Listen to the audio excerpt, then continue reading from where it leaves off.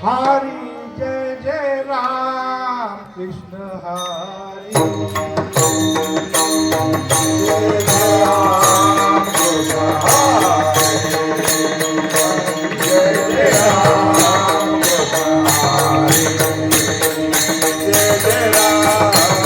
कृष्ण हरी जय जय राम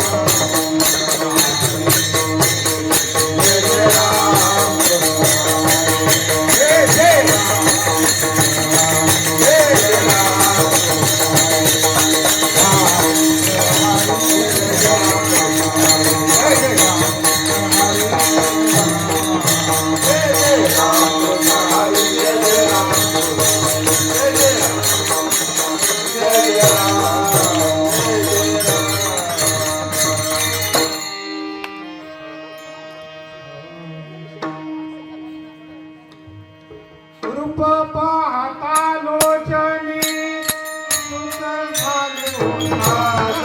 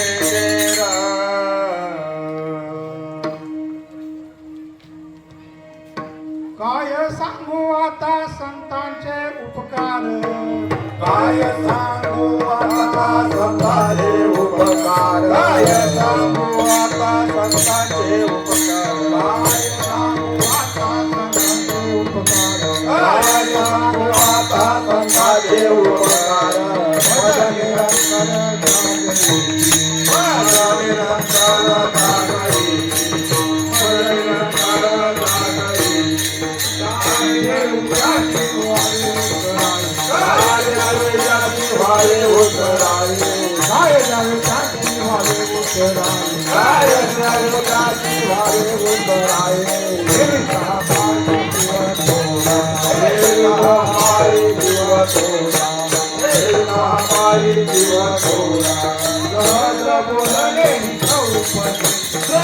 काय सांगू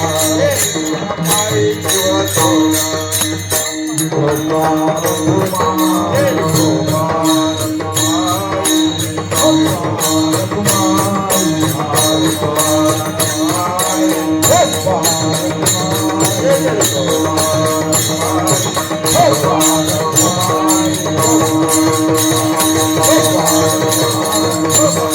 संतांचे उपकार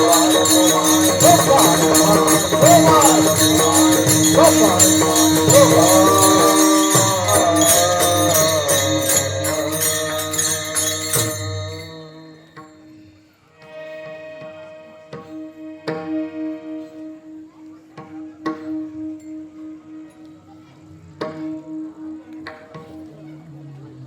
जागरी काय सांगू आता संतांचे उपकार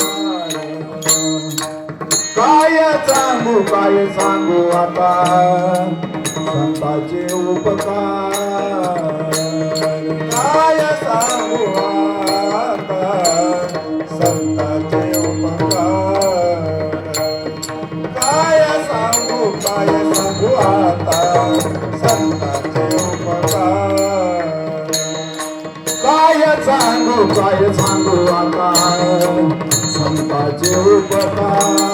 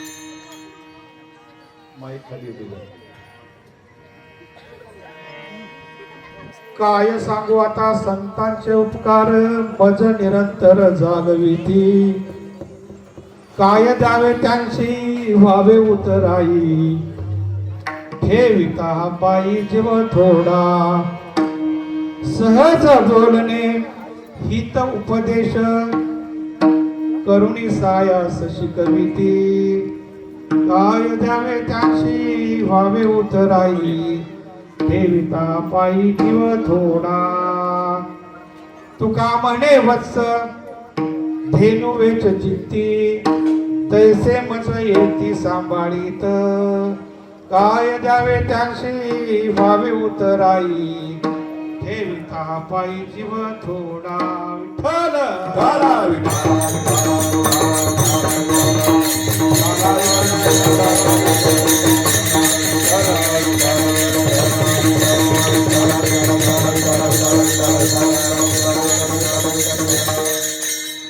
महायोग पीठे तटे भीमरथ्यम वरम पुंडलिकाय धातु मुनिंद्रे समागत्य तिष्ठत मानंद कंदम परब्रह्मलिंगम भजे पांडुरंगम पांडुरंगा करो प्रथम नमन पांडुरंगा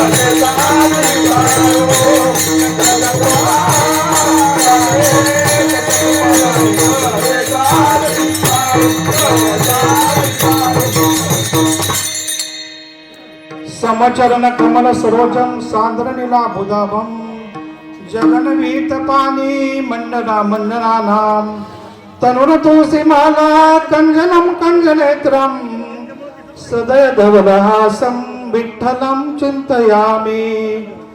ओम नमो ज्ञानेश्वरा करुणा करा दयाळा तुमचा अनुग्रह लादलो पावन झालो चराचरी।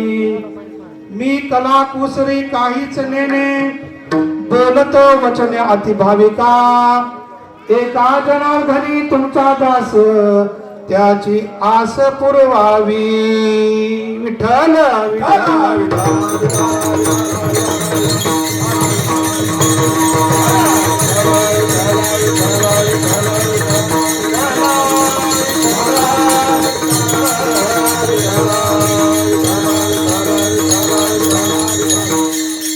शरण शरण हनुमंत तुम्हा आलो रामदूता काय भक्तीच्या त्या वाटा भज दावाव्या सुभटा।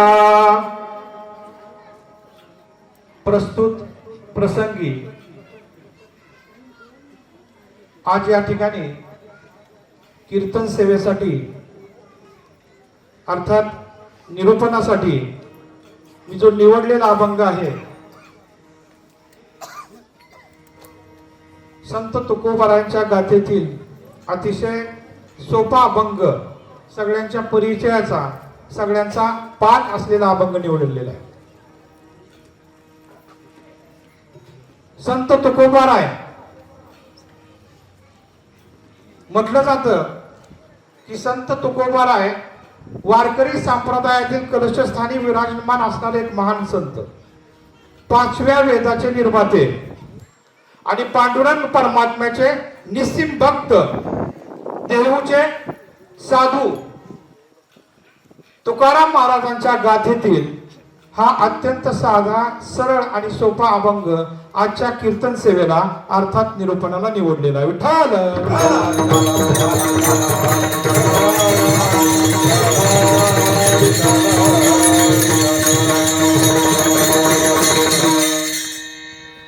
काय सांगू आता संतांचे उपकार मज निरंतर जागविती।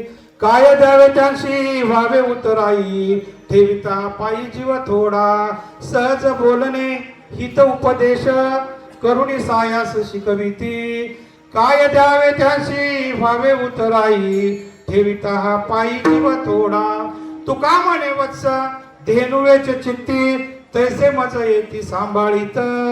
काय द्यावे त्यांशी व्हावे उतराई ठेविता हा पायी जीव थोडा। प्रस्तुत अभंगाच्या माध्यमातून संत तुकाराम महाराज मानवी जीवनावर संतांचे किती अनंत कोटी उपकार आहेत याचं स्पष्टीकरण करतायत। 4 चरणाचा हा अभंग, प्रत्येक चरणात एक वेगळा भाव दडलेला आहे। अगोदर मी अभंगाचा अर्थ सांगतो आणि नंतर मी निरूपणाकडे वळतो, म्हणजे एखादं चरण जरी राहिलं वेळेअभावी तरी सुद्धा काही अडचण येणार नाही। पहिलं जे चरण आहे, काय सांगू आता संतांचे उपकार। संतांच्या उपकाराची भावना या पहिल्या चरणामध्ये व्यक्त होते। दुसऱ्या चरणामध्ये संतांच्या उपकारातून उतराई होण्यासाठी काय केलं पाहिजे, म्हणजे आपण उतराई होऊ, ही भावना निर्माण होते. पुढच्या चरणातून संताचा उपदेश आपल्याला पाहायला मिळतो, उपदेशाची भावना मिळते. आणि चौथं जे चरण आहे, आईच्या वात्सल्याची भावना निर्माण होते. संत तुकोबाराय काय म्हणतायत की संपूर्ण जीवसृष्टीवर संतांचे अनंत कोटीचे उपकार आहेत, मोजता न येण्यासारखे उपकार आहेत. तुकोबारायांच्या जिभेवर प्रत्यक्ष सरस्वती नांदत होती. परंतु तुकोबाराय संतांचं वर्णन करत असताना काय हा शब्द वापरताय, काय म्हणजे इतके उपकार आहेत की संत तुकोबारायांची वाणी सुद्धा, तुकोबारायांचे शब्द सुद्धा अपुरे पडतायत. लक्षात घ्या, म्हणजे तुकोबारायांच्या शब्दाला सुद्धा मर्यादा येते. इतके अनंत कोटीचे उपकार संपूर्ण जीवसृष्टीवर संत तुकाराम महाराज करतायत. आता इतके उपकार संत सगळ्यांवर करतायत, मग उपकाराची परतफेड आपण कशी करायची, काय दिल्यानंतर आपण संतांच्या ऋणातून मुक्त होऊ, असा विचार तुकोबारायांच्या मनामध्ये येतो.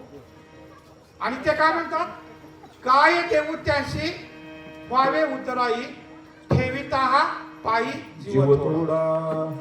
म्हणजे संतांच्या ऋणातून मुक्त होण्यासाठी त्यांच्या पायावर जीव जरी ठेवला तरी ते अपूर्णच आहे. त्या ऋणातून आपण मुक्त होऊ शकत नाही. इतके अनंत कोटीचे उपकार संतांचे आपल्या सगळ्यांवर आहेत. तिसरी भावना उपदेशाची भावना आहे. तुकाराम महाराज म्हणतात, संत काय करतात, उपदेश करतात. सहज बोलणे हित उपदेश, करुणी सायास शिकविती. सगळे संत संपूर्ण जीवसृष्टीला, मानव जातीला उपदेश करत असतात. आणि जर उपदेश करत असताना समजतच नसेल तर प्रयत्नपूर्वक सायास करून ते शिकवतात. चौथं चरण आहे, तुका म्हणे वत्स धेनू वेचे चित्ती, तैसे मज येते सांभाळीत.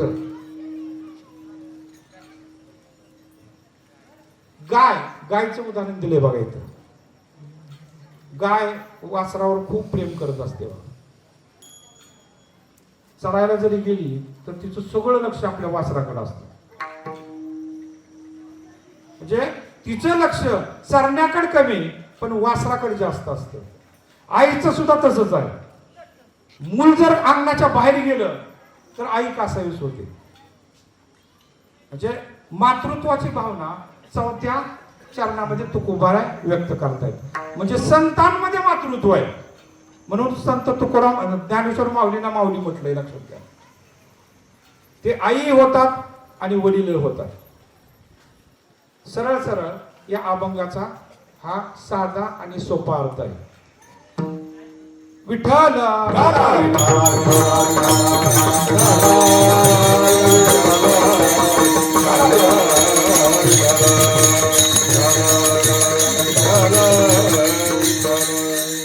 आता मला भरपूर पसारा घेता येईल, कारण वेळेअभावी एखादं चरण राहिलं तरी काय बिघडणार नाही. आता संत हे आढळ पद आहे बघा, आणि ते कोणालाही प्राप्त होत नाही. आणि मानवी जीवनावर संतांचा एक विलक्षण प्रभाव पडत असतो. संतांच्या संगतीनं पापी माणसं सुद्धा सज्जन होतात. लक्षात घ्या, सज्जनच काय किंबहुना ते सुद्धा संत होतात. वाल्या कोळ्याचं उदाहरण आहे. अर्धाक्षण घडता संताची संगती, अर्धाक्षण घडता संताची संगती, अर्धाक्षण घडता संताची संगती, अर्धाक्षण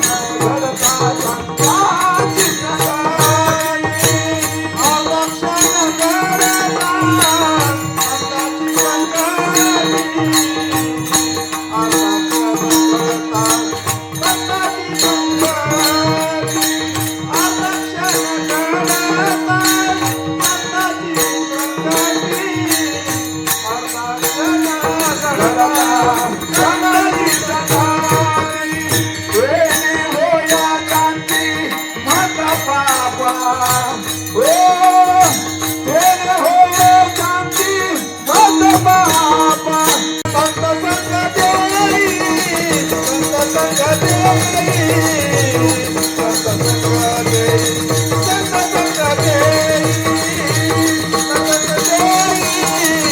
संग देई संत संग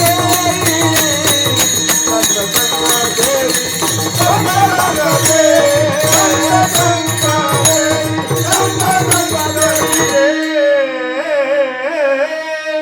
संतांचे अवतार दोन उद्देशाने झालेले. पहिला उद्देश देवप्राप्ती आणि दुसरा उद्देश जगताचं कल्याण. जगताच्या कल्याणासाठी आणि भगवंताच्या प्राप्तीसाठी संतांनी अवतार घेतलेला आहे. आणि एका विशिष्ट कालखंडामध्ये आपलं जे काय काम आहे ते उरकून ते परत आपल्यातून निघून गेलेले. संत ज्ञानेश्वर माऊली असतील, शांती ब्रह्म एकनाथ महाराज असतील, संत नामदेवराय असतील, सगळे संत बघा, त्यांचा एकच उद्देश होता भगवंताची प्राप्ती नामचिंतनाच्या माध्यमातून. आणि तेही आपल्याला शिकवतायत, जर परमेश्वराला प्रसन्न करून घ्यायचं असेल तर नामचिंतनासारखं दुसरं साधं आणि सोपं साधन दुसरं कुठलं नाही. आणि कधी कोणालाही कुठल्याही वेळेला ते करता येतं. आणि मानवी जन्म संत शिकवतायत हा सुद्धा परोपकारासाठी आहे. निसर्गच आपल्याला परोपकार करायला शिकवतो. गंगेचं उदाहरण घेऊयात आपण. सगळ्या गंगा देशातल्या त्यांचं जीवन म्हणजे वाहण्यासाठी असतं आणि त्यांचा शेवट हा समुद्रात होत असतो. निरंतर वाहत असतात त्या. आणि त्यांचं परिपूर्ण जीवन कधी होतं? ज्यावेळेस त्या समुद्राला मिळतात. वाहत असताना त्या आजूबाजूच्या लोकांची जीवांची तहान भागवत भागवत त्या पुढे सरकत असतात. फक्त तहानच भागवत नाही, रान सुद्धा तहानलेलं असतं. शेताची तहान भागवत त्या पुढे सरकत असतात. सगळ्या जीवांना पिण्यासाठी पाणी पुरवत असतात. वाहत्या नद्यांमुळं आजूबाजूला काय सगळं हिरवं हिरवं रानच पाहायला मिळतं. लक्षात घ्या, अन्नाची निर्मिती सुद्धा या नद्यांच्या पाण्यामुळे होते. आणि मानवी जीवन अन्न, पाणी आणि हवा आणि घर याच्याशिवाय पूर्ण होऊ शकत नाही. नद्यांचं जीवन परोपकारासाठी आहे. नद्या वाहत असताना आपल्या सगळ्या जीवांची पाप नष्ट करायची सुद्धा काम करतात. बघा, पंढरपूरच्या वारीला गेल्यानंतर किंवा काशी मथुरीला गेल्यानंतर गंगा स्नान होत असतो. म्हणजे नद्या या पाप धुवायचं सुद्धा काम करतात. चुकून आपल्याकडून काही पाप झालेली असतात, त्यामुळे आपण पंढरपूरला गेलो की चंद्रभागेचं पहिल्यांदा स्नान करतो. नदीकडून आपल्याला शिकायला मिळतं की खरोखरच नदी आपलं जीवन परोपकारासाठी अर्पण करते आणि शेवटी ती सागराला मिळत असते. आपल्याला नदीकडून परोपकाराची भावना शिकायला मिळते. परोपकार करणारे अनेक आहेत. झाडं बघा, सावली देतात, फळ देतात, इंधन देतात. आपल्या संपूर्ण जीवनाचा उपयोग ते दुसऱ्यांसाठी करत असतात. नदी असेल, झाडं असतील किंवा जमीन असेल, जमिनीमध्ये मुठभर धान्य पेरल्यानंतर पोतभर जमीन धान्य देते. लक्षात घ्या, जमिनीचे उपकार आहेत, सैनिकांचे उपकार आहेत. दिवस रात्र सीमेवर बर्फ असेल, ऊन असेल, समोर दुश्मन असेल, छातीवर गोळ्या झाडायची क्षमता सैनिकामध्ये आहे. ते तिथं रात्रंदिवस पहारा करतायत. म्हणून आपण भजन कीर्तन करतोय, आपण सगळेजण सुरक्षित राहतोय. आपल्यावर सैनिकांचे, जवानांचे अनंत उपकार आहेत. त्याचबरोबर गाय, गोमाता, गोमातेवर बोलणं अतिशय आवश्यक आहे. कारण अलीकडं आपल्या देशी गायींचं वाण आपल्याला फार दुर्मिळ पाहायला मिळतंय, कमी झालेलं आहे. ज्यांच्या दारासमोर आपली देशी गाय आहे, ते घर बघा कसं भरभरून भरलेलं वाटतं. आणि ते लोक भाग्यवान आहेत, ते शेतकरी भाग्यवान आहेत ज्याच्या शेतात घरासमोर देशी गाय आहे. लक्षात घ्या. गाय काय देते हो? गायीचं सुद्धा जीवन कसं आहे? दुसऱ्यांसाठी आहे, परोपकारासाठी आहे. जिवंतपणे ते आपल्याला काय देते? दूध देते, शेण देते आणि मेल्यानंतर ते कातडी सुद्धा देते बघा. म्हणजे गायीचं संपूर्ण जीवन जनकल्याणासाठी आहे. म्हणजे आपण गायीकडून सुद्धा परोपकाराची भावना समजू शकतो. असे अनेक जण या जीवसृष्टीमध्ये उपकार करत असतात. आता अनेक माणसं सुद्धा उपकार करतात बघा. काही माणसं उपकार करणार आहेत, काही उपकार करणारावर अपकार करणारे सुद्धा आहेत. म्हणून कलियुगामध्ये अध्यात्म फार महत्वाचं आहे. उपकाराची परतफेड ही उपकारानंच असावी. उपकाराची परतफेड अपकारानं कधीही असू नये. शेतकऱ्याचं उदाहरण मी देतो, खूप सुंदर आहे उदाहरण. पूर्वी शेतकरी सुद्धा धार्मिक होते, आजही आहेत. गळ्यात तुळशीची माळ, गंध, पहाटे लवकर उठणार, दोघेही नवरा बायको, सडा सावर्जन करणार आणि शेतात लवकर उठून जाणार. तत्पूर्वी शेतकऱ्याची बायको सुद्धा चुली पड बसून भाकरी भाजत असे. लक्षात घ्या, आता सारखी गॅस नव्हते पूर्वी. आणि चुलीवरली भाकरी इतकी खमंग आणि इतकी चविष्ट लागते, त्याचा अनुभव घ्यावा. लक्षात घ्या, कधी कधी चुलीवरल्या भाकरी बी माता माऊलीनं करत जावा. लय आळशी बनून बी चालत नाही. एक शेतकरी बघा, म्हणजे लवकर उठून देवाची पूजा करून भगवंताचं नाव घेऊन बैलगाडी चुकून शेतात निघतो आणि त्याला त्याच्या बायकोनं शिदोरी दिलेली असते. पाटच उठून तिनं भाकरी बनवलेल्या असतात, चुलीवरल्या भाकरी, खूप सुंदर भाकरी. चुलीला आडवी भाकर लावल्यानंतर तो काय खमंग पापडा येतो, त्याची चवच वेगळी आहे. मग एका फडक्यामध्ये ती माता माऊली 2 भाकरी फडक्यावर ठेवते. शेतकऱ्याची बायको तर चाललंय बरं का, आताच्या नाही पाहिल्या, आता सुद्धा करत असेल, नाही असं नाही, माझा आरोप नाही. आणि भाज्या वेगवेगळ्या. पहाटे लवकर उठून गरम भाकरीवर एका बाजूला मटकीची उसळ, शेजारी टोमॅटोची चटणी, बटाट्याची भाजी बाजूला, वाटीभर पिठलं, ठेचा, त्याचबरोबर कांदा आणि चुलीत भाजलेलं वांग, सोललेलं वांग, त्याच्यावर तेल, मीठ, वरनं धार. तोंडाला पाणी सुटू देऊ नका. आणि त्याच भाकरीवर उलट तोंड करून ठेवलेल्या लोणच्याच्या फोडी. बघा, त्या माय माऊलीनं बिचारीनं आपल्या नवऱ्यासाठी पहाटे उठून गरम भाकरी केलेली आहे आणि एवढ्या भाज्या केलेल्या आहेत.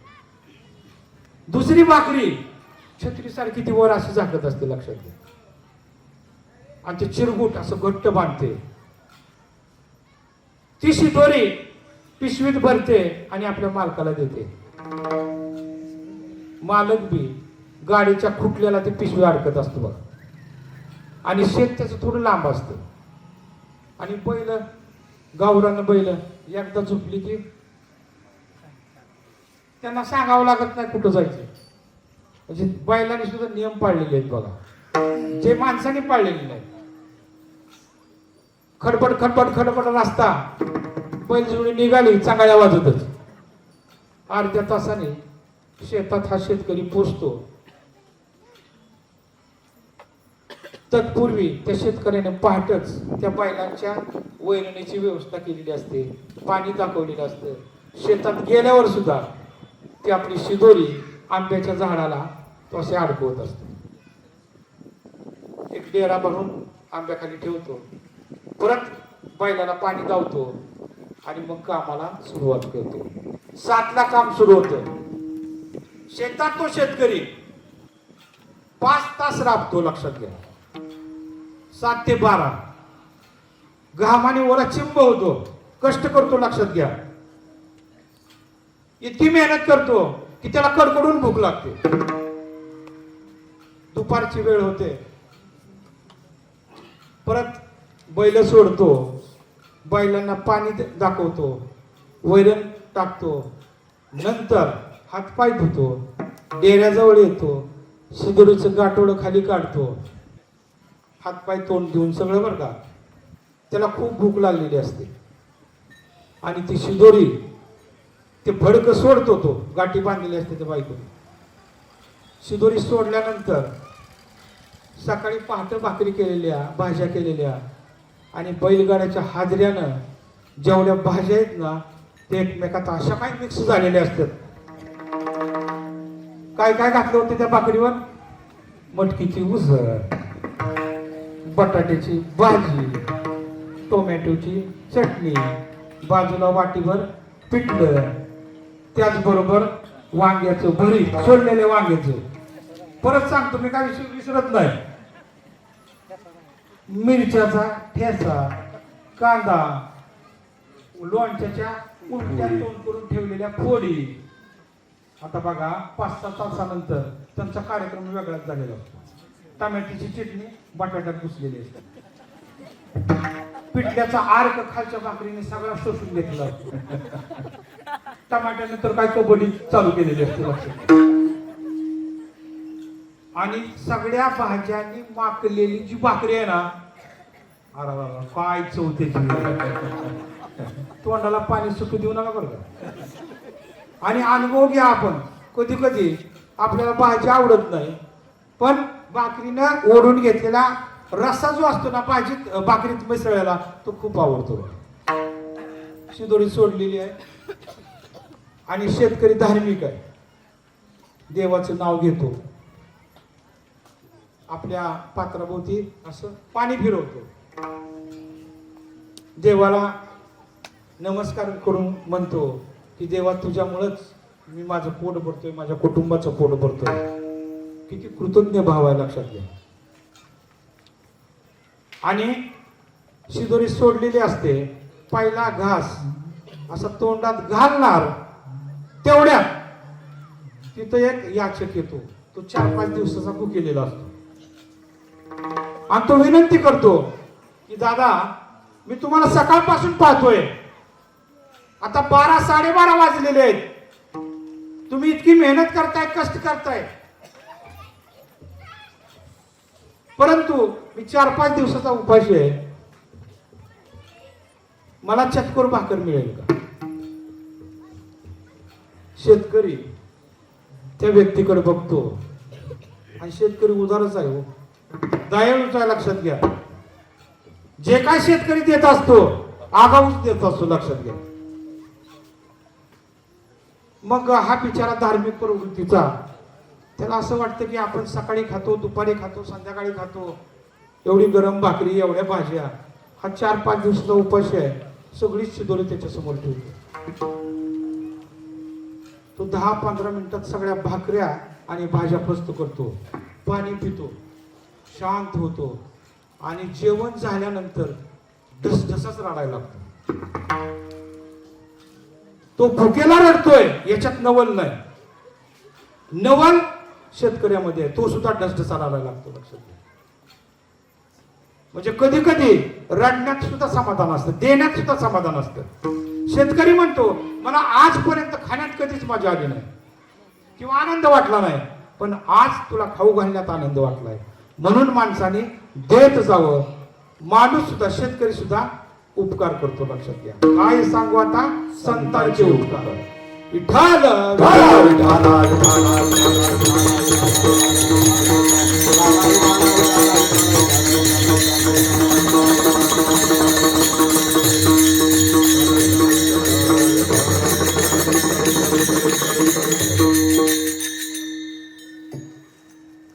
स्वर्गातून 2 बहिणी खाली आल्या, एका पाठोपाठ एक. दोन्ही बहिणीची नावं लक्षात घ्या. एकीचं नाव असतं दया आणि दुसरीचं नाव असतं कीर्ती. दया आणि कीर्ती या कोण आहेत? दोन सख्या बहिणी. हाय का कोणाचं नाव? योगायोगानं एवढी छान नाव बहुतेक नसणार आहे. अलीकडच्या नावाबद्दल विचारायला नको. आई वडिलांना ते स्पष्ट घेता येत नाही, शिक्षकाला त्याचं स्पेलिंग घेता येत नाही. अशा प्रकारची नावं का कशामुळे ठेवतात हा आजच्या काळातला ज्वलंत प्रश्न आहे बघा. कारण मी शिक्षक आहे. आम्ही सुद्धा रजिस्टरला नाव देताना विचार करतो की ह्या मुलाचं ह्या मुलीचं नाव असं का ठेवलं. नावं खूप चांगली असावीत लक्षात घ्या. आणि संत उपदेशच करतायत हा सुद्धा लक्षात घ्या. दया आणि कीर्ती खूप छान नाव आहे. आणि या बहिणी बहिणी कुठून आलेत? स्वर्गातून आलीत महाराज. पहिल्यांदा कोण आली? दया आली. आणि ती सगळ्यांच्या दारासमोर जाऊन हात जोडू लागली. पहिल्यांदा काळे गल्लीला गेली, परत कुंभार गल्लीला गेली, पाटील गल्लीला गेली, गोडाळ गल्लीला गेली, माळे गल्ली करत करत फिरायला लागली, कुरडोळ्याला गेली, माडा गल्लीत फिरली दया. प्रत्येकाच्या घरासमोर जाऊन हात जोडत होती. ती काय म्हणत होती? माझं नाव दया आहे. मी ज्याच्या घरामध्ये वास्तव करेल त्याच्या मनामध्ये करुणा उत्पन्न होईल, परोपकाराची भावना निर्माण होईल. मला तुमच्या घरामध्ये ठेवून घेता का? आजच्या कलियुगात बघा, प्रेम दया करुणा नावालाच राहिले. जे स्वीकारायचंय ते स्वीकारत नाहीत आणि जे नाही स्वीकारायला पाहिजे ते स्वीकारतायत. लक्षात. सर्वसामान्य मनुष्य आणि संतांमध्ये हाच फरक आहे. बिचाऱ्या दयेला कुणीच स्वीकारायला तयार नाही. सगळीकडे फिरून आली, सगळ्यांना विनंती करते मी दया आहे. ज्यांच्या घरात मला वास्तव्य करण्यास मिळेल सगळ्या लोकांच्या मनामध्ये करुणा उत्पन्न होईल, परोपकाराची भावना उत्पन्न होईल, प्रेम उत्पन्न होईल. कुणी ठेवायला तयार नाही. लक्षात घ्या. शेवटी ती कुठे जाते? साधूच्या घरी जाते, साधूच्या आश्रमात जाते, दार ठोठावते. आज साधू असतात, नमस्कार करते आणि आपला परिचय देते की महाराज माझं नाव दया आहे आणि मला आपल्या आश्रमात स्थान मिळेल का? मला आपल्या आश्रमात राहायचंय. साधू ते साधू, संत ते संत. लक्षात घ्या. संत नाही म्हणणार आहेत काय? कुणीही जाऊ त्या संतांकड, संत स्वीकारच करतायत. लक्षात घ्या. कारण त्यांचा जन्मच उपकारासाठी झालेला आहे. दयेला ते ठेवून घेतात आणि दया संतांच्या आश्रमात खूप आनंदात जीवन जगत असते बघा. तिला इतका आनंद होतो, त्याच्यासारखा आनंद तिला कुठंच झालेला नाही, स्वर्गात सुद्धा नाही. संतांच्या आश्रमात मिळतो आनंद. आता हे कुणाला समजतं? कीर्तीला समजतं. दुसरी बहीण, आपल्या बहिणीला खूप आनंद होतोय. ती खाली गेलेली आहे, साधूंच्या आश्रमात गेलेली आहे, अतिशय आनंदी जीवन जगत आहे. ज्या ज्या घरी दया गेली त्या त्या घरी कोण जाते? कीर्ती जाते आणि सगळ्यांना परिचय देते. परत काळे गल्ली, कुंभार गल्ली, गोडाड गल्ली, माळी गल्ली, पाटील गल्ली, असं करत करत कुर्डवाडी, माडा तालुका सगळीकडे फिरते. सगळ्यांना विनंती करते. म्हणते माझी बहीण आपल्याकडे आली होती का? ते शर्मेने म्हणतात आली होती पण आम्ही काही ठेवून घेतलं नाही. हीच हिचा परिचय देते, मी कीर्ती आहे. मी जर तुमच्या घरात वास्तव्य केलं तर तुम्ही प्रतिष्ठित व्हाल, तुमची कीर्ती जगात वाढेल. प्रत्येक जण म्हणतोय माझ्या घरात या, माझ्या घरात या, माझ्या घरात या. कीर्तीला सगळेच ठेवून घ्यायला. काळे गल्लीची बी आहेत, कुंभार गल्लीची बी आहेत, पाटील गल्लीची बी आहेत, माळी गल्लीची बी आहेत, कुर्डवाडीची आहेत, माडा तालुक्यातली सगळीच आमच्या घरी या, आमच्या घरी या कीर्तीला. पण कीर्ती काय जात नाही. कीर्ती काय म्हणते? माझ्या बहिणीला तुम्ही स्वीकारलं नाही, मग मी का तुमच्या घरात येऊ? परत ती जिथं दया गेलेली आहे साधूच्या आश्रमात तिथं जाते, साधूचं दार ठोठावते आणि आपला परिचय देते. महाराज मी दयाची बहीण कीर्ती आहे. माझ्या बहिणीला तुम्ही घरामध्ये आश्रय दिला, राहण्यासाठी मोकळीक दिली. मलाही तुमच्या आश्रमात राहायचं. साधू ते साधू 2 मिनिट ते शांत होतात आणि म्हणतात, दयेला मी आश्रय दिला, तुला पण मी आश्रय देईन, पण आता नाही. कधी? मी देह ठेवल्यानंतर, मी निघून गेल्यानंतर. याचा अर्थ कीर्तीपासून कितीतरी दूर संत होते, लक्षात घ्या. आणि त्यांची कीर्ती कधी पसरली? ते निघून गेल्यानंतर. ज्ञानेश्वर माऊली, संत तुकोबाराय, एकनाथ महाराज, नामदेव महाराज, सावता महाराज आपल्याला कधी कळाले? ते निघून गेल्यानंतर. आता बघा आळंदीला किती वारी असते. माऊलींना इतकं छळलंय लोकांनी, त्यांच्या जोळीमध्ये पीठ टाकायच्या ऐवजी खडे टाकले. ज्या माय माऊलीने पीठ टाकले ते पीठ खाली मातीत मिसळलेलं आहे. त्याचबरोबर इंद्रायणीमध्ये चिखलात ढकलून दिलेलं आहे. किती त्रास दिला. परंतु त्या संतांनी, लक्षात घ्या, अपकाराची फेड उपकाराने केली. म्हणजे संतांची कीर्ती. तुका म्हणे एक मरणाची सारे, तुका म्हणे एक मरणाची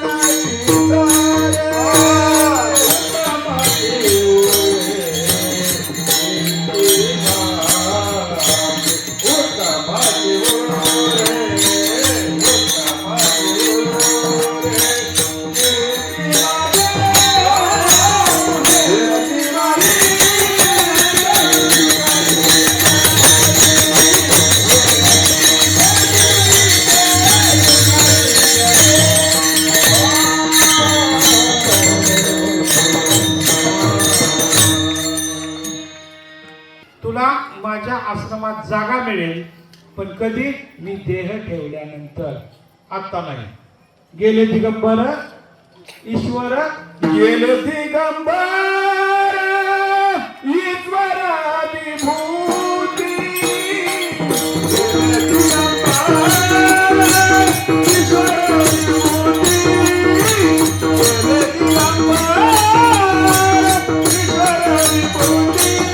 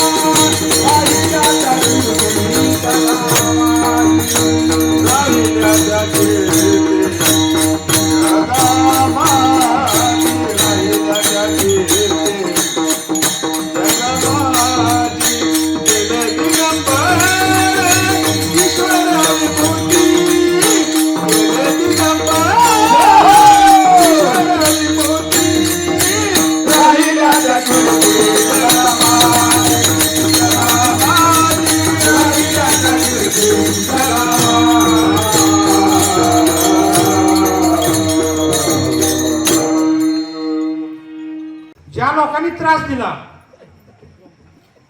अपकार केले, त्यांना संतांनी इतकं दिले. लक्षात. म्हणजे संत जगाच्या कल्याणासाठी अवतार घेतात. जगाच्या कल्याणा संताच्या, जगाच्या कल्याणा संताच्या, जगाच्या कल्याणा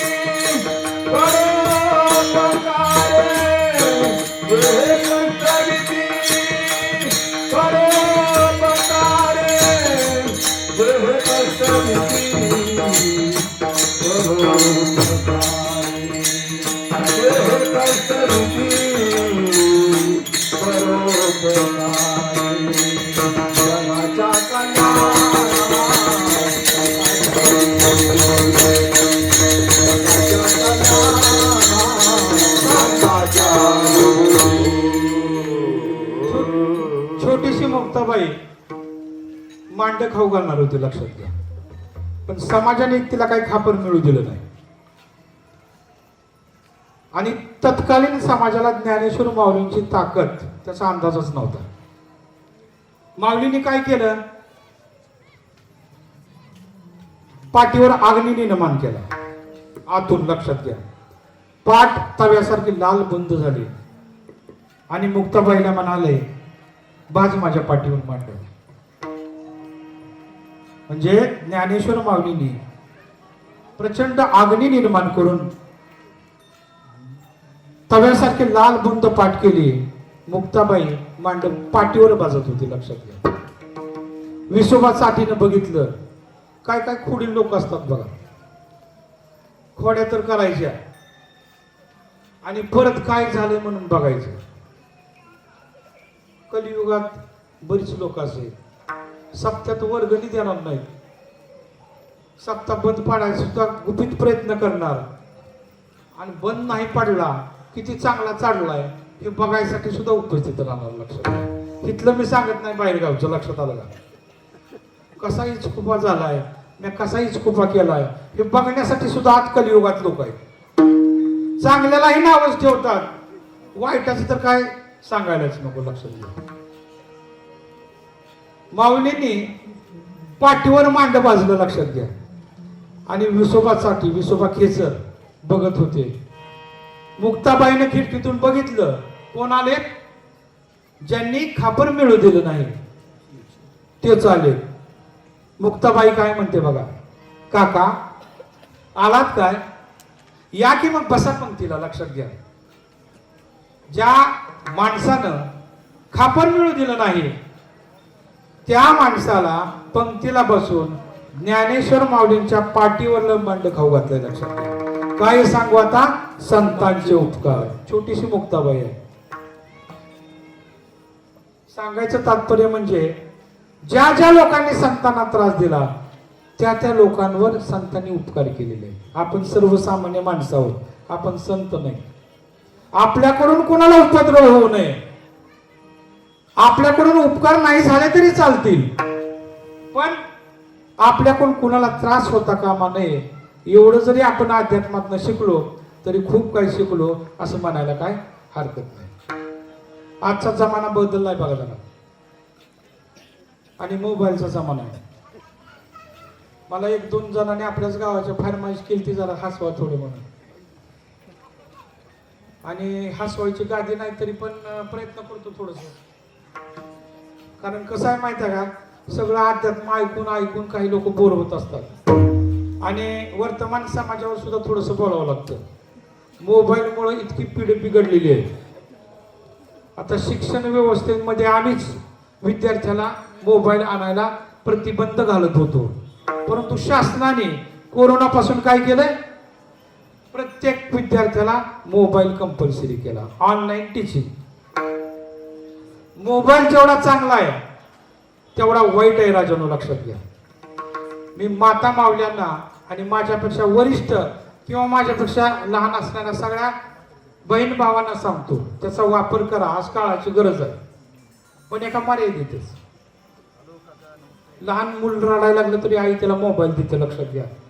लहान बाळाचे डोळे किती कोमल असतात, किती नाजूक असतात, त्याच्यावर काय परिणाम होईल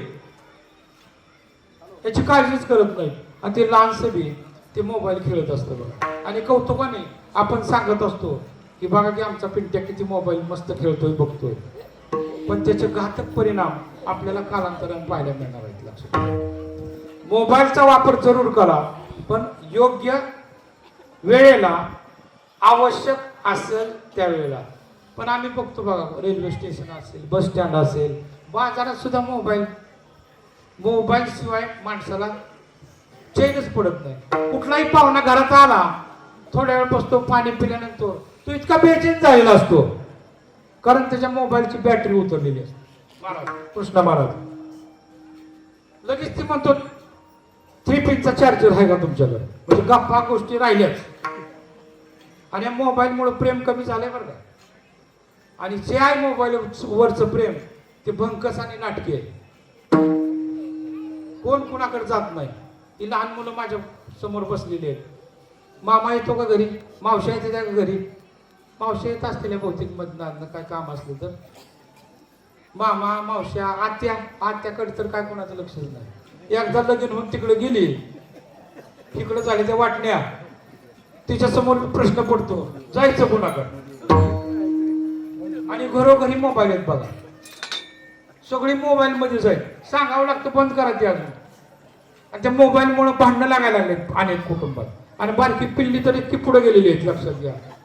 एका छोकऱ्याने असाच प्रश्न वडिलाला केला. प्रश्न बघा किती आहे, मोबाईलमुळेच. पप्पा तुम्ही मम्मीला कशामुळे पसंत केलो. आता काय हा प्रश्न आहे का बघा, काही विचारतात बा, मम्मीला तुम्ही कशामुळे पसंत केलं. मग पप्पाच लक्षात घ्या. ते थोडे निरुत्तर झाले, तरी पण हा पिंट्या विचारायला सारखं लागला, मला सांगा तुम्ही मम्मीला कसं काय पसंत केली. मग त्याच्या वडिलांनी सांगितलं, तिच्या गालावरती एक सुंदर तीळ होता, त्याच्यामुळं मी तिला पसंत केलं. पिंट्याचं उत्तर काय माहित आहे का, इतक्या छोट्या किरकोळ गोष्टीसाठी तुम्ही एवढं संकट ओढवून घेतलं का. आणि दोघं बी हसायला लागतील बघा. परिणाम मोबाईलचा आहे, लक्षात घ्या. आणि तुम्ही सगळ्यांचे मोबाईल, मुलांचे मुलींचे, माझी एक नम्र विनंती आहे, शिक्षण तर आता मोबाईलवरच आहे. आणि मोठी माणसं सुद्धा भानात न गेले. तो एक जण असाच मोबाईल चालत आणि बऱ्याच गावामध्ये शहरामध्ये सारखी घर असतात बघा. मोबाईल बघत तो स्वतःच्या घरात जायच्या ऐवजी दुसऱ्याच्याच घरात घुसला. पण त्याची चूक झाली, मान्य. एक जण चुकलाय, तो भानात न गेलाय, बिघडलाय. आतमधली महिला ती बी मोबाईल खेळत होती. तिला वाटलं की आलं मालक आपलं. तिनं बी डेऱ्यातला तांब्या करून घेतला, ठेवला समोर. हा बी बसला मोबाईल खेळतोय, तिनं तांब्या ठेवला. त्याला वाटलं आपल्याच घरी आलोय दोघं, आणि तिला वाटलं आपलंच मालक आहे. दोघं बी मोबाईल खेळताय. थोड्या वेळाने गंमत अशी झाली, त्या घराचा खरा मालक आला पुढे. तो बी मोबाईल खेळतच आला. आणि या दोघांना बघून तो निघूनच गेला. त्याला वाटलं आपलंच घर चुकलं गेलं. मोबाईल मुळे अशा घटना घडतायत बरं का. सांगायचं तात्पर्य, मोबाईलचा वापर आवश्यक करा, गरजेपुरता करा, शिक्षणासाठी करा, भजन ऐकण्यासाठी करा, नामचिंतनासाठी करा, काय बिघडत नाही. आणि मोबाईल एक बॉम्ब आहे बघा, लक्षात घ्या. वरदान पण आहे आणि शाप पण आहे. अभ्यासासाठी मुलांच्या करा, नाही असं नाही. आणि आपण त्या मोबाईलच्या जमान्यात इतका अडकून गेलोय ना, त्याच्यातनं आपण आता बाहेरच पडू शकत नाही. आणि त्याचे दुष्परिणाम आपल्याला भविष्यात पाहायला मिळायला लागलेले आणि मिळणार आहे. हे कलियुग आहे. त्यामुळं मोबाईल पासून जर आपल्याला दूर जायचं असेल तर संतांच्या संगतीत जाणं अत्यंत गरजेचं आहे. कारण परोपकाराची भावना ते शिकवत आहे. आणि संतांनी आयुष्यात येऊन परोपकारच केलेला आहे. सगळ्या संतांनी बघा. शांतीब्रह्म एकनाथ महाराज पैठणचे, त्यांच्या घरामध्ये कीर्तन भजनासाठी आलेल्या सगळ्या लोकांना दररोज 2 किलो डाळ आणि 2 किलो गूळ दिला जातो. शांती ब्रह्म एकनाथ महाराज प्रचंड श्रीमंत होते, लक्षात घ्या. परंतु त्यांना श्रीमंतीचा कधीच गर्व नव्हता. इतके शांत आणि संयमी होते. एकदा काय झालं, एकदा गरीब स्त्रीच्या मुलाला पोळी खायची इच्छा झाली. त्याने ऐकली होती पोळी असते वगैरे, आणि गरिबाच्या लेकराला पोळी मिळत नाही लवकर. आता दररोज आपल्या घरात पंचपक्वान्न नाही. आता परिस्थिती अशी नाही. त्या काळात एका गरीब महिलेच्या मुलाला सणा दिवशी पोळी खाऊ घातली त्या माऊलीनं, आणि ती पोळी खाऊ घालण्यासाठी तिला दररोजच्या पेक्षा 4-5 दिवसाचा अधिक काम करावं लागलं. आणि त्याला ती इतकी पोळी आवडली, तो रोजच पोळी मागू लागला. तिला वाटलं कुठनं बाई मला दुर्बुद्धी सुचली आणि ह्याला पोळी खाऊ घातली. मग दररोज पोळी मागायला लागला. मग त्या माता माऊलीला एक जणांनी सांगितलं, हा पोळी मागतोय ना, ह्याला सरळ कुठं घेऊन जाऊ, पैठणला घेऊन जाऊ, नाथ महाराजांच्या तिथं. तिथं दररोज पोळी असते. आणि नाथ महाराजांच्या घरातली वाड्यातली पोळी काय साधी असणार आहे? साजूक तुपानं बनवलेली ती पोळी दररोज देवाला निवद असायचा, साजूक तुपातला, लक्षात घ्या, पुरणपोळीचा. आणि एकनाथ महाराजांच्या वाड्यामध्ये शिकण्यासाठी सगळेजण येत होते, विद्यार्थी. कोण काकडा शिकायचं, कोण भजन शिकायचं, कोण प्रवचन शिकायचं, कोण कीर्तन शिकायचं, कोण अभंग शिकायचं, कोण तबला पेटी, सगळं शिकायचं, लक्षात घ्या. ते वारकरी शिक्षण संस्थाच होती, लक्षात घ्या. अध्यात्म शिकवायचं ते केंद्र होतं. मग ही महिला त्या मुलाला घेऊन तिथं गेली, नाथ महाराजांना भेटली. सगळ्यांना वाटलं की हा विद्यार्थी शिकण्यासाठीच आलाय. पण ती महिला हात जोडून महाराजांना म्हणाली, महाराज, हा काही शिकण्यासाठी आलेला नाही. महाराजांनी सगळे नियम सांगितले. पहाटे 4 ते 6 काकडा, परत हरिपाठ, परत भजन, हे सगळं सांगितलं, टाइम टेबल. पण त्या मातेनं सांगितलं की काही शिकायला आला नाही, मी गरीब आहे आणि याला पोळी खायची इच्छा इतकी जबरदस्त व्हायला लागलेली आहे, मी गरिबीमुळे काही याला पोळी खाऊ घालू शकत नाही. मग मला समजलं की तर पोळी मिळते म्हणून. तो शिकायला आला नाही, कशाला आला? पोळी खायला, लक्षात घ्या.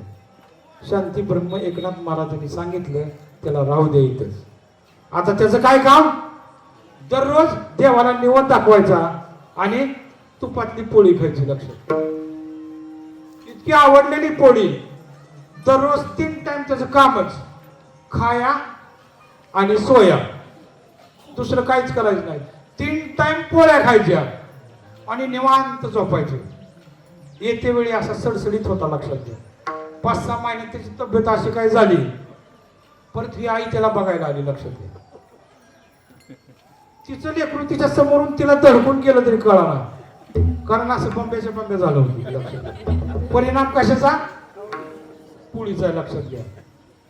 त्याचं नाव होतं गावबा, लक्षात घ्या. गावबा पोळ्या खाऊन लट्टच्या लट्ट झाला. आणि कुठं खाल्ल्या पोळ्या? शांती ब्रह्म एकनाथ महाराजांच्या घरी. आणि महाराजांनी त्याला पोळ्याच खाऊ घालायचं काम केलं, लक्षात घ्या.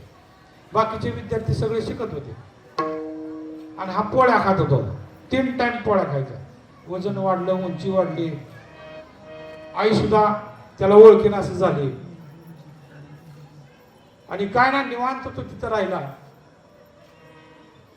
कालांतरानं भावार्थ रामायणाचे लेखन अर्धवट राहिलं होतं. भावार्थ रामायण नाथ महाराजांनी लिहायला सुरुवात केली होती, उत्तरार्ध राहिला होता. परंतु त्यांनी घोषणा केली की मी एका षष्ठीला इथून निघून जाणार आहे. परंतु रामायण भावार्थ अर्धवटच राहिलं होतं. प्रश्न पडला, आता हे रामायण कुणी पूर्ण करायचे? महाराज म्हणाले, आपले इथं एक मुलगा आहे, तो माझं राहिलेलं रामायण पूर्ण करेल. सगळ्याला मुलांना वाटलं की ते रामायण पूर्ण करायचं काम महाराज मलाच देतील. कारण मी खूप दिवस झाले तर शिकतोय.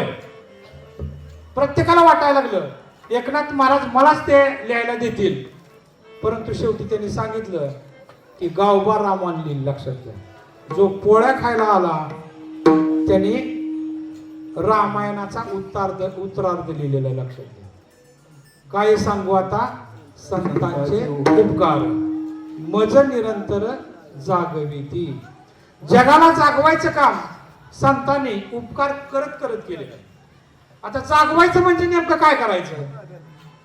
माणूस झोपलेला आहे बघा, त्याची झोप कशी आहे, माया रूपी आहे, अज्ञान रूपी आहे. माया रूपी, अविद्या रूपी आणि अज्ञान रूपी झोपेतून जागवायचं काम संतांनी केलेलं आहे. काय सांगू आता, संतांचे उपकार मज निरंतर जागविती.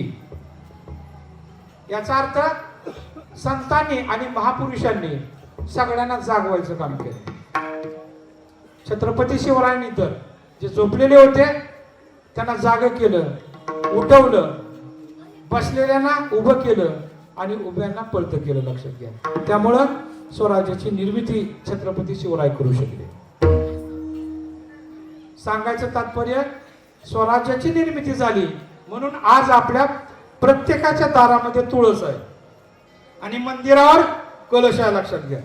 आपण सगळेजण छत्रपती शिवरायांमुळे सुरक्षित आहोत. त्यांचे सुद्धा खूप उपकार, अनंत कोटीचे उपकार आपल्यावर आहेत. एक तरी किल्ला शिवाजी महाराजांच्या नावावर आहे का? असे अनेक महापुरुष. मी ज्या संस्थेमध्ये काम करतो, कर्मवीर मामासाहेब जगदाळे, घरावर तुळशी पत्र ठेवलं आणि गोरगरिबाची खेड्यातली मुलं, 18 पगड जातीची मुलं शिकवली. नुसती शिकवलीच नाहीत तर त्यांच्या आरोग्याचा प्रश्न इतका प्रचंड होता, कर्मवीर मामासाहेबांनी जगदाळे मामा हॉस्पिटल निर्माण केलं. लक्षात घ्या. बाकीच्या लोकांनी मामांचं नाव दिलं, मामाने अनेक संस्थांना संतांची नावं दिलेली आहेत बघा. सांगायचं तात्पर्य, कर्मवीर मामासाहेबांचा जन्म सुद्धा परोपकारासाठी झालेला आहे. त्यामुळे उस्मानाबाद जिल्हा आणि सोलापूर जिल्ह्यात त्यांच्या अनेक शाखा आहेत. आणि मी भाग्यवान समजतो अशा महापुरुषाच्या संस्थेत मला शिक्षक होण्याची संधी मिळालेली. यांचे अनंत कोटीचे उपकार आहेत. आणखीन एक संत मीराबाई, फार मोठं खानदान होतं तिचं, मोठ्या खानदानातील. आणि मोठ्या खानदानामध्ये महिलेला अनेक प्रकारची बंधनं असतात, कुलीन बंधनं असतात. लक्षात घ्या. मीराबाई कृष्णावर अनन्यसाधारण प्रेम करत असे. एकदा असंच तिनं लहानपणी एक वरात बघितली. लग्न झाल्यानंतर एक वरात निघते बघा नवरा नवरीची, आणि ती सहज बोलून गेली, हे काय आहे, हे कोण आहे, यांची मिरवणूक कशासाठी काढली जाते. आईनं सहज सांगून टाकलं, त्यांचं लग्न झालेलं आहे, हा नवरा आहे, ही बायको आहे. मीराबाईने सहज प्रश्न केला, मग माझं कधी लग्न होणार, कोणाबरोबर लग्न होणार. आईने सरळ सांगून टाकलं, कृष्णाबरोबर. लक्षात घ्या. तेव्हापासून मीराबाईच्या डोक्यात कृष्ण भक्ती ठासून बनली. लक्षात घ्या. आणि मीराबाईनं संपूर्ण जीवन कृष्णासाठी अर्पण केलेलं आहे. आणि मीराबाई इतकी सुंदर होती. लक्षात घ्या. फार सुंदर वर्णन केलेलं आहे. आणि मीराबाई सारखं कृष्णाचं भजन करत होती. सगळेजण तिला कंटाळले होते. कृष्णासाठी ती नवे कपडे घालत होती, पायात पंजन बांधत होती, विणा घेत होती, कृष्णाचा धावा करत होती. तिनं सर्वस्व पतीच समजलं होतं. मीराबाई मोठी झाली होती 20 वर्षाची. आणि मग राणाने तिच्यावर विषाचा सुद्धा प्रयोग केला.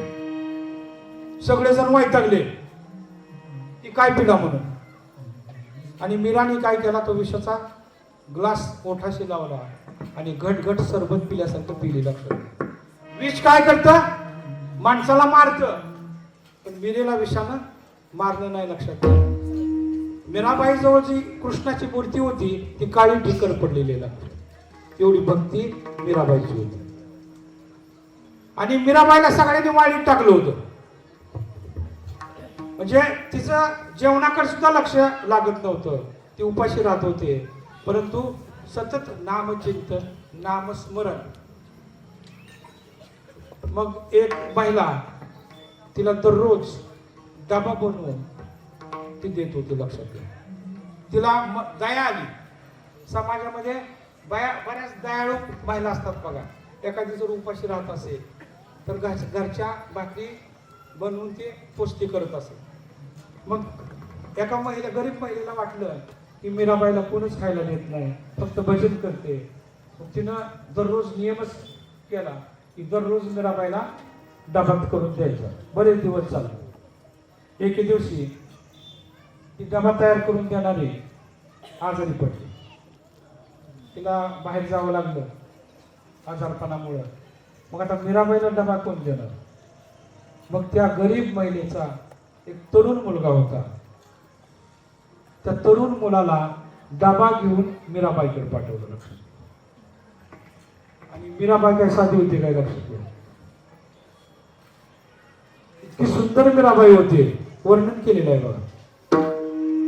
म्हणजे मीराबाईनं जर सुकलेल्या फुलाला हात लावला तर ती फुलं टवटवीत होत होती. लक्षात घ्या.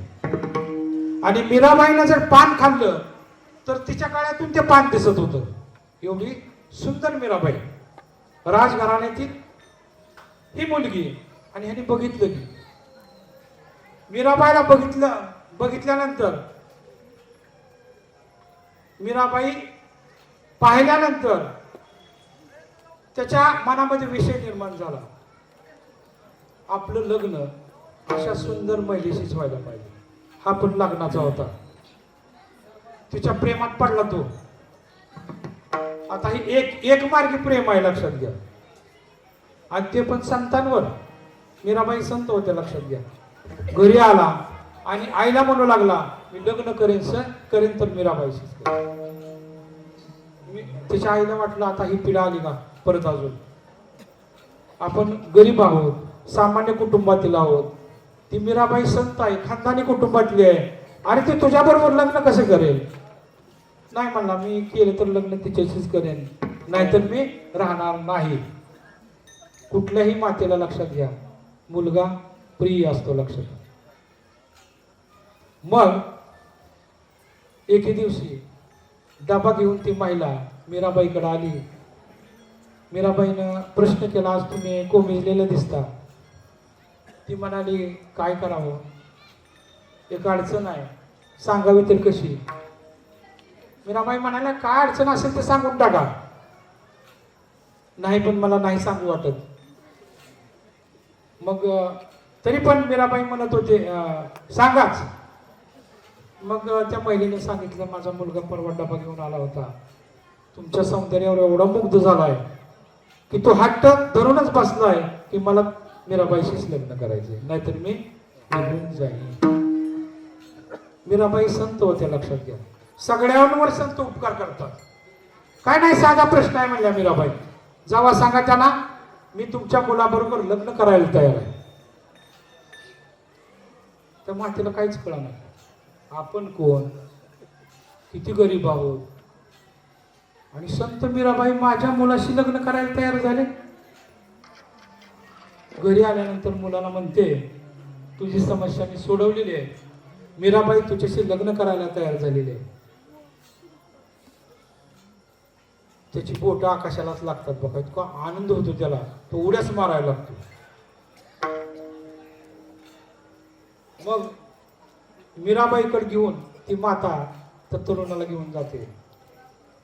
आणि मीराबाई त्यांना सांगतात मी तुमच्याशी लग्न करते, पण एका अटीवर. ती आठ म्हणजे 6 महिने तू भगवंताचं नाव घ्यायचं, नामचिंतन करायचं. आणि नामचिंतन केल्यानंतर 7व्या महिन्यात आपला विवाह होईल. आता बघा, म्हणजे माणसं एखादी सुंदर स्त्री पाहिल्यानंतर काही करायला तयार असतात. आणि ही पण मीराबाई आहे. तो पट्ट्या म्हणला 6 महिने काय, वर्षभर मी नामचिंतन करतो, पण मला तुझ्याशीच लग्न करायचंय. चालू झालं त्याच दिवसापासून. पहिला महिना गेला, दुसरा महिना गेला, मंदिरात विणा घेऊन मीरासारखा भजन करू लागला. 3 महिन्यात त्याच्यामध्ये त्याच्या विचारामध्ये इतकं परिवर्तन झालं. आणि मीरा स्वतः हार घेऊन त्याच्याकडे गेली, त्याच्या आईला घेऊन. तर तो भजनात तल्लीन झाला होता. मीराबाईनं त्याच्या खांद्याला असा हात लावला, थोडस ढकललं. तो भगवंताच्या नामचिंतनात होता. तो विषयापासून दूर गेलेला होता. मीरा बरोबर लग्न करायचं हे विसरूनच गेला होता. आणि मीराबाई त्याला म्हणते, चला आता आपण एकमेकाला हार घालूया. म्हणजे तो विषयासक्त झालेला तरुण भगवंताच्या नामचिंतनानं आणि संतांच्या उपदेशामुळं लोटांगण घालतो. लक्षात घ्या. म्हणजे एवढं परिवर्तन संतांमध्ये, एवढी ताकद संतांमध्ये. काय सांगू आता, संतांचे उपकार मज निरंतर जागविती. काय सांगू आता संताचे उपकार, हो हो. काय सांगू आता संताचे उपकार, हो हो. काय सांगू आता संताचे उपकार, हो हो. काय सांगू आता संताचे उपकार, काय सांगू आता संताचे उपकार, हो हो.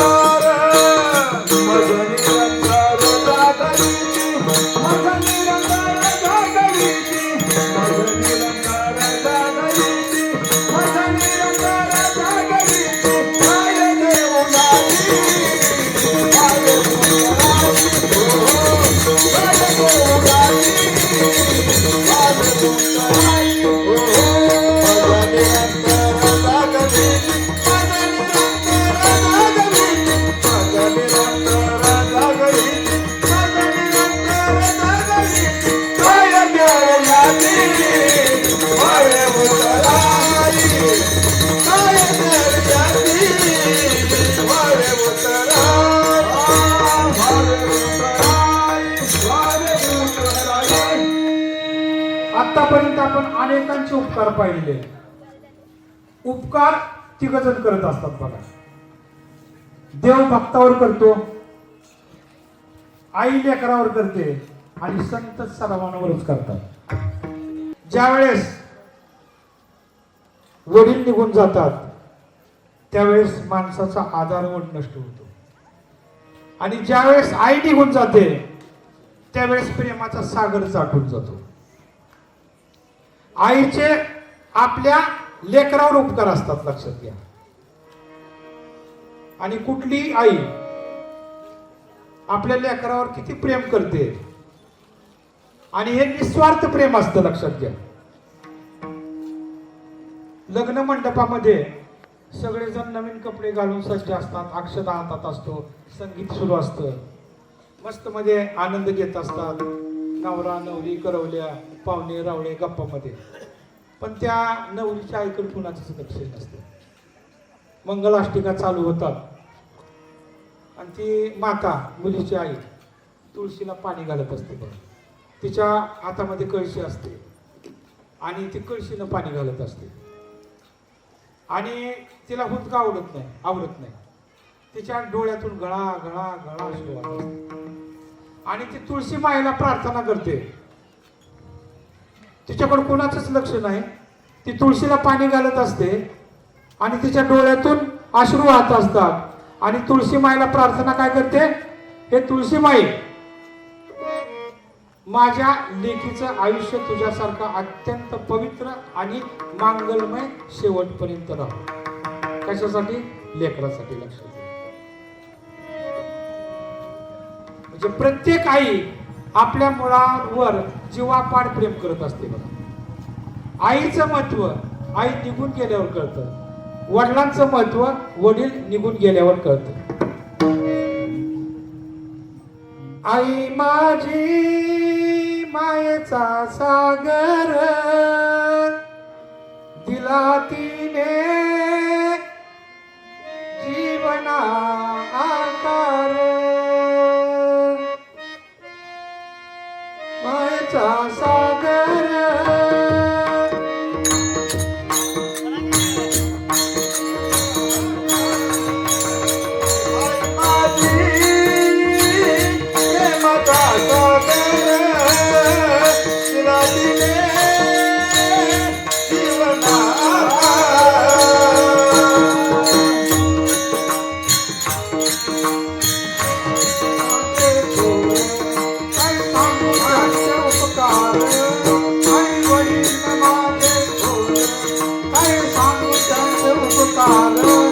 जीवनाच्या असो त्यांचा आधार आई मारी मायेचा सागर जीवना आधार आई मारी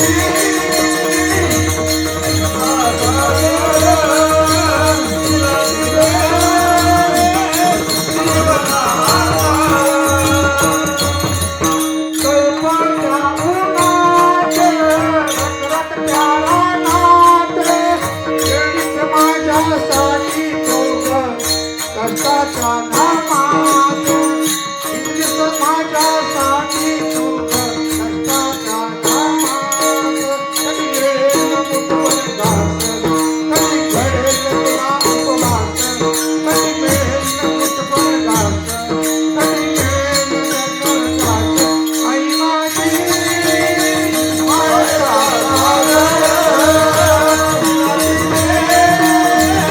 जीवना आधार आई माझी मायेचा सागर जीवना आधार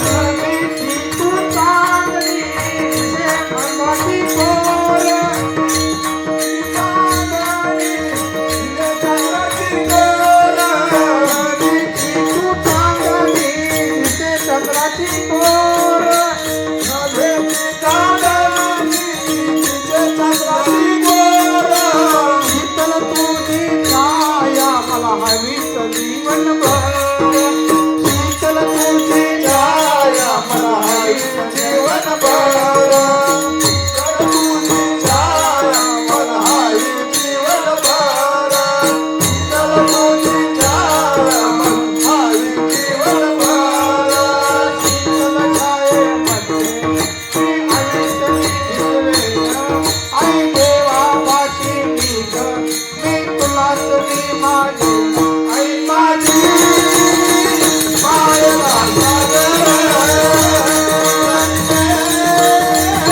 जीवना आधार आई माझी मायेचा सागर जीवना आधार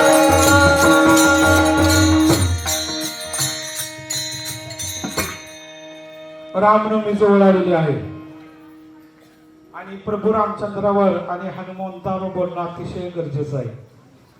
रामायणातला एक सुंदर प्रसंग मी या ठिकाणी आपल्यासमोर सादर करतोय.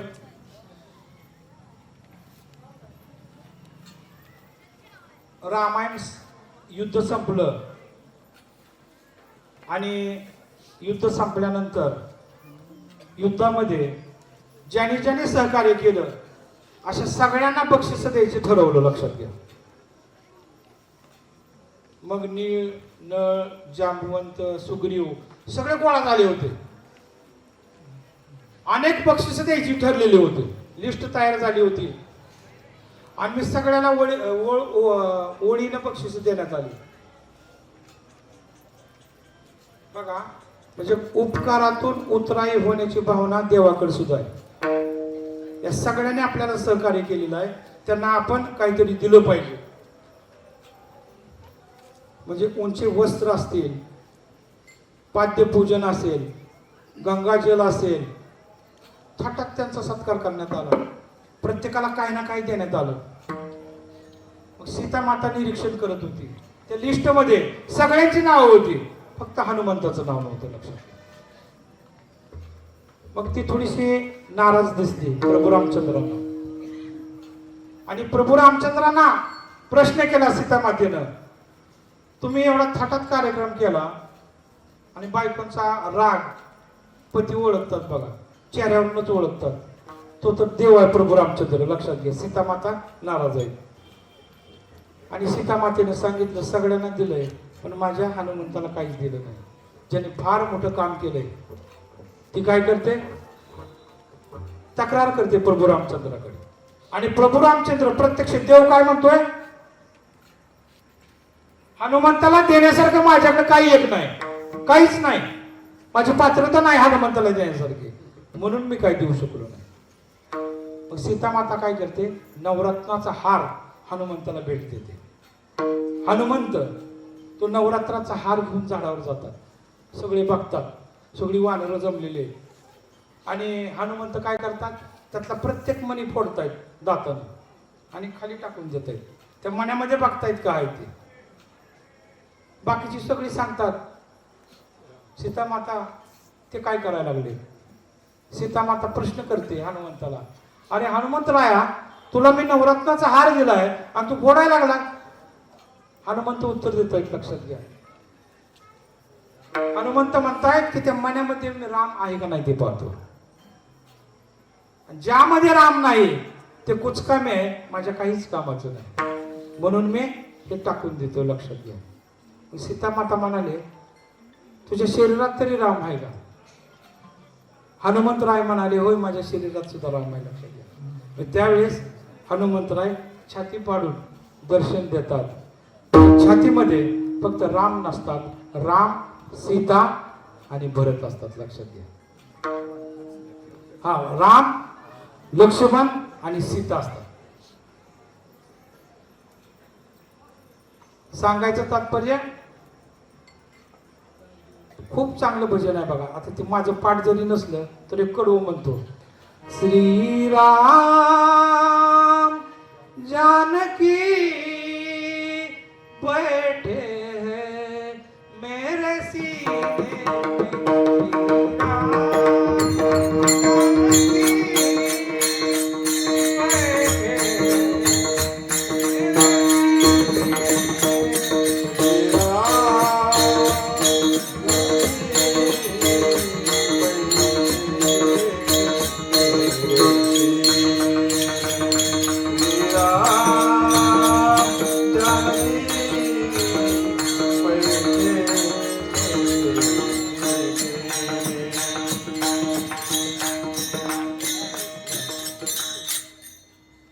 तुका म्हणे, वत्स धेनुवयचे चित्ती ऐसे मज येती सांभाळीत. म्हणजे या ठिकाणी संतांना वात्सल्याची मूर्ती म्हटलंय. धेनुवयचे चित्ती म्हणजे गाय जशी चरायला गेल्यानंतर तिचं सगळं लक्ष कुठं असतं, आपल्या वासराकडे असतं. तसं संतांचं सुद्धा लक्ष आईसारखं सगळ्यांवर असतं, लक्षात घ्या. संत परोपकारासाठी अवतार घेतात आणि आपलं अवतार कार्य संपलं की निघून जातात. एका सुंदर दृष्टांत देतो आणि मी समारोपाकडे निघतो, लक्षात घ्या. संत तुकोबारायांचा हा अतिशय सुंदर असा दृष्टांत आहे. म्हणजे मोह मायामध्ये संसारामध्ये व्याप्त असणारा, आसक्त असणारा माणूस पुढं काय होतो, संतांच्या उपकारामुळं. त्यांच्या सहज बोलण्यातून सर्वसामान्य माणूस संतत्वाला कसा प्राप्त होतो त्याचं सुंदर उदाहरण आहे. आणि मोहमायामध्ये अडकलेली माणसं बघा, इतकी काय धावत सुटतायत. पैसा पाहिजे, सोनं पाहिजे, नाणं पाहिजे, बंगला पाहिजे, गाडी पाहिजे, इतके पळतायत, जीवन जगायचंच विसरून जातात. आणि शेवटी त्यांना कळतं आपण जगतोय कशासाठी, मरूनच जातात बघा. काय काय माणसं फक्त भौतिक वस्तू मिळवण्यासाठी प्रयत्न करतात, उपभोग न घेता ते निघून जातात. संत काय पैसे देणार नाहीत, धन देणार नाहीत, पण आपल्या कष्टावर मिळालेलं धन त्याचा विनियोग कसा करायचा, उपयोग कसा करायचा हे मात्र शिकवल्याशिवाय राहणार नाही. असाच एक संसार आसक्त व्यक्ती, त्यांनी म्हशी पाळल्या होत्या. गाई म्हशी पाळणारी बरीच मंडळी असते बघा दूध उपच्यासाठी. आणि म्हशी पाळल्यानंतर एकदा तिची म्हैस कोट्यातून सुटून लांब जाते कुठेतरी. हा येतो बघतो गोट्यात, त्याला म्हैस दिसत नाही. मग कुठे गेली असेल शोध करायला चालू करतो तो. मग भंडारा डोंगर असेल, मामरागड डोंगर असेल, जिथं हिरवळ आहे तिथंच म्हैस जाणार या उद्देशाने त्या डोंगरावर हा जातो. तिथं संत तुकाराम एका दगडावर बसून भजन करत असतात. इतके तल्लीन असतात ते. त्यांच्या समोर प्रत्यक्ष पांडुरंग येतो. संतांना भेटायला प्रत्यक्ष देव येत होते, लक्षात घ्या. एवढी मोठी भक्ती संतांची होती. तुकाराम महाराज तल्लीन होते. पांडुरंग परमात्म्याचं इतकं सुंदर रूप त्यांच्या डोळ्यासमोर उभं होतं. आणि अशातच हा जोरात म्हणतो, महाराज. महाराज दचकतात, अरे काय झालं, माझी म्हैस बघितली का तुम्ही? परंतु संत हे शांत असतात, संयमी असतात. फक्त म्हणतात, अरे माझ्या समोर विठ्ठल रुक्मिणीची किती सुंदर मूर्ती आली होती, मी भजनात दंग झालो होतो. इतकं मी आनंदात होतो भगवंताचं रूप पाहण्यात, आणि तुम्हाला जागा केल्यास, उठवलंस. मग तो म्हणतो की माझी म्हैस हरवली, तुम्ही पाहिली का? मग त्याला महाराज म्हणतात, मला काय पाहायला मिळालेली नाही, म्हैस काही इकडं आलेली नाही, पण म्हैस तुझी गोठ्यात आहे. अनेक उपदेश करतात, सहज उपदेश. अरे तू इतका सायास अट्टहास साध्या गोष्टीसाठी केलाय, म्हैस ओळखण्यासाठी.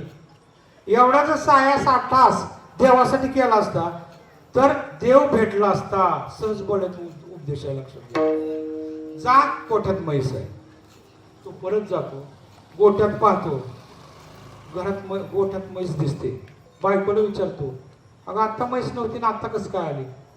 त्याची बायकोही म्हणते की म्हैस नव्हती पण म्हैस आलेली आहे. आश्चर्याचा धक्का बसतो. परत तो संत तुकाराम महाराजांकडे जातो, दंडवट घालतो. लक्षात घ्या की हा संत तुकाराम महाराजांचाच चमत्कार आहे. आणि तेव्हापासून तो भजन करायला लागतो. अनेक भजनं, अनेक अभंग त्या म्हैस राखणारा लिहिलेलं आहे. त्याचं नाव आहे गंगाजी मवाळ. गाथेतले अनेक अभंग एका म्हैस राखणाऱ्यानं गंगाजी मवाळाने लिहिलेले आहेत. ही ताकद कोणी दिली? संतांनी दिली. काय सांगू आता संतांचे उपकार, मज निरंतर जागविती, काय द्यावे त्याशी पावे उतराई, ठेविता पहा पायी जीव थोडा, सहज बोलणे हित उपदेश, करुणी सायास शिकविती. ठोबा रघुमाई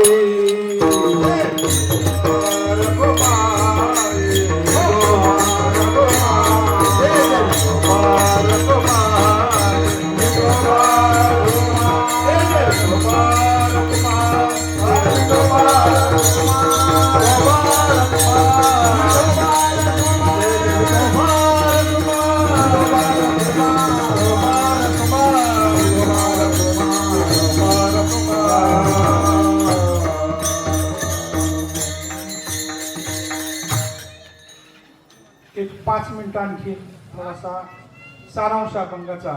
आणि छत्रपती शिवराय आणि संभाजी राजांवर बोलणं अत्यंत गरजेचं आहे. माझ्या शेजारी चौकदार आहे. ज्ञानेश्वर माऊलींची पालखी असेल किंवा संत तुकोबांची पालखी असेल, पोलीस बंदोबस्त असतो, संरक्षण असतं आणि शासन तो बंदोबस्त करत असतो. मग हा बंदोबस्त आत्ताचा नाही, एक छोटासा प्रसंग आहे. अशीच त्या काळात पंढरपूरची पालखी निघाली होती आणि त्या काळात जिजिया कर भरावा लागायचा कुणालाही. मग एक यवन त्या पालखीजवळ आला, पालखी अडवली आणि म्हणाला, आगे नहीं जा सकते, जिजिया कर भरना पड़ेगा, नहीं तो पीछे हटो, पीछे जाओ, हम आगे नहीं जाने देंगे. हे सगळे वारकरी ज्ञानोबा तुकाराम करत चाललेले, हात जोडतात. आम्ही पंढरपूरच्या वारीला निघालेलो आहोत. भगवान पांडुरंग परमात्म्याला भेटायला निघालेलो आहोत. आम्ही वारकरी आहोत. अनेक वारकरी होते, ते जरा थोडे नाराज झाले. अनेक महिला भाविक होत्या, त्यांच्या डोक्यावर तुळशी होत्या, भगव्या पताका होत्या. ती दिंडी चाललेली, दिंडी अडवली की येऊन आली. लक्षात घ्या. आणि ते काय वाया करू लागले की आम्हाला सोडा, आमच्याकडे पैसे नाही, फार तर आमच्याकडे दागिने काय असतील तर घ्या. काही लोक म्हणाले आमच्या बॅगा घ्या, पिशव्या घ्या, काट्या घ्या, पण आम्हाला पुढे जाऊ द्या. परंतु त्यांनी काय ऐकलं नाही. हम आगे नहीं जाने देंगे, आपको जिजिया कर ही भरना पडेगा. त्यांना जिजिया कर काय माहित नव्हतं. देवाला भेटायला जायसाठी कर. ही बातमी स्वराज्याचे दुसरे छत्रपती संभाजीराजांना समजली. संभाजीराजे म्हणजे छत्रपती शिवाजीराजांचे सुपुत्र. छत्रपती शिवाजीराजे सूर्य असतील तर संभाजीराजे दुपारचे सूर्य आहेत. लक्षात घ्या. सकाळचा सूर्य आणि दुपारचा सूर्य फरक आहे. क्षणार्धात घोड्यावर बसले, टाच मारली, बिजलीच्या वेगाने दौडत आले आणि इकडं हे सगळे गायावाया करत होते. आम्हाला जाऊ द्या, पांडुरंगाला पंढरीला जाऊ द्या. त्या तुळशी सुद्धा सुकलेल्या होत्या, पताका फडकाच्या बंद झालेल्या होत्या, सगळी नाराज झाली होती. मग इकुंड घोड्यावरून छत्रपती संभाजीराजे आले, स्वराज्याचे दुसरे छत्रपती. एका युवनाने हातातला झेंडा घेतला आणि असं माग बिरकवला. तो झेंडा छत्रपती संभाजीराजाच्या हातात गेला. लक्षात. आणि झेंडा संभाजीराजाच्या हातात गेल्यानंतर काय झालं असेल याची कल्पना न केलेली बरी. प्रत्यक्ष औरंगजेब संभाजीराजांच्या डोळ्यात डोळं घालून बघायला घाबरत होता. लक्षात घ्या. इतकी ताकद संभाजीराजांची होती. आणि नंतर संभाजीराजाने काय करायचं ते केलंच. कारण त्यांना वाटलं वारकरी हे महाराष्ट्राचं भूषण आहे, दिंड्या महाराष्ट्राचं भूषण आहे, भजन कीर्तन सासर वासनीचं माहेर आहे. लक्षात घ्या. एकत्रित येऊन संस्कृती जपायचं काम हे वारकरी करतायत. तेव्हापासून छत्रपती संभाजीराजांनी आतापर्यंत हे संरक्षण पुरवलेलं आहे. तर एवढे मोठे छत्रपती होते. आणि आपण छत्रपती शिवरायांचे आणि संभाजीराजांचे आदर्श नेहमी डोळ्यासमोर ठेवून आपण भगवंताची भक्ती करायची. आता अभंग तर पूर्ण झालेला आहे. काय सांगू आता संतांचे उपकार मज निरंतर जागविती, काय देऊ त्याशी पावे उतराई, ठेविता हा पायी जीव थोडा. सहज बोलणे इथं उपदेश. आता इथं सहज बोलणे, संतांचं सहज बोलणं उपदेश देणार असायचं. आपलं आहे का सांगा बरं. आपलं सहज बोलणं दुसऱ्याच्या गाडाला आग लावतं. लक्षात घ्या. त्यामुळे तोंडावर संयम पाहिजे. चांगलं बोला, गोड बोला. काय लागतं, चहा पाजायला पैसे लागतात, पण चांगलं बोलायला आणि गोड बोलायला काय लागतं. आणि गोड बोल ज्यांच्या हृदयात प्रेम आहे तीच माणसं बोलतात बघा. आणि हृदयात प्रेम कोणाचं असतं, ज्यांचं मन विशाल आहे. ते बघा शांत संयमी असतात, प्रत्येकाशी चांगलं वागतात, चांगलं बोलतात. संत शिकवतात कसं बोलावं, चांगलं बोलावं, किती बोलावं, थोडं बोलावं, कसं बोलावं, मधाळ बोलावं, गोड बोलावं. लक्षात. अवांतर बोलू नये. हा हीच उपदेश आपण अंगीकारायचा आहे. सगळ्यांशी प्रेमानं वागायचंय, हृदयात प्रेम साठवून ठेवायचं. प्रेमानं जग जिंकता येतं. आपण निश्चित संत संगतीमध्ये भगवंताचं नामचिंतन केलं तर आपल्याला स्वर्ग सुख मिळाल्याशिवाय राहणार नाही. ज्ञानेश्वर माऊली, महाराज ज्ञानेश्वर माऊली, ज्ञानेश्वर माऊली, महाराज ज्ञानेश्वर माऊली, ज्ञानेश्वर माऊली. तुकाराम तुकाराम तुकाराम तुकाराम तुकाराम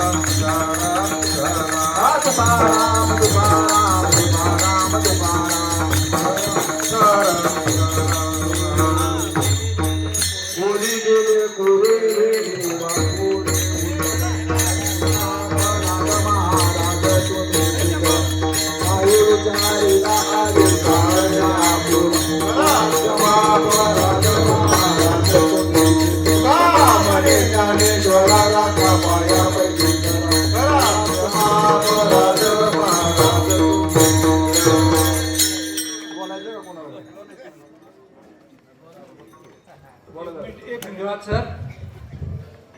काय सांगू संतांच्या उपकार यावर सरनं एकदम उत्तम प्रकारे निरूपण दिलेले आहे. यानंतर महाप्रसादाचा सर्वांनी लाभ घ्यावा.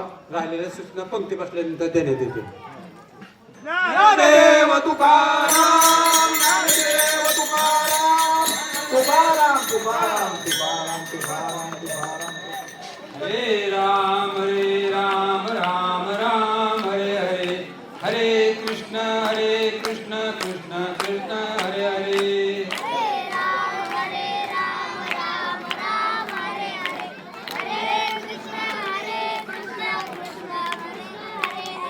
हरे राम राम हरे हरे, हरे कृष्ण कृष्ण कृष्ण हरे हरे.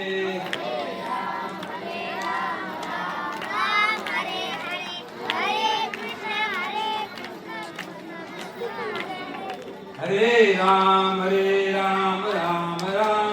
हरे, हरे कृष्ण कृष्ण कृष्ण हरे हरे. पुंडलिका गोदारी विठ्ठल, श्री ज्ञानदेव तुकाराम, पंढरीनाथ भगवान की जय.